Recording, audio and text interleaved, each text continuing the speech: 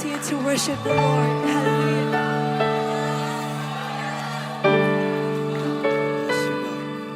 Maging kakaiba tayo, kagaya ni Daniel, ano gagawin natin? Let us choose devotion in a destructive world.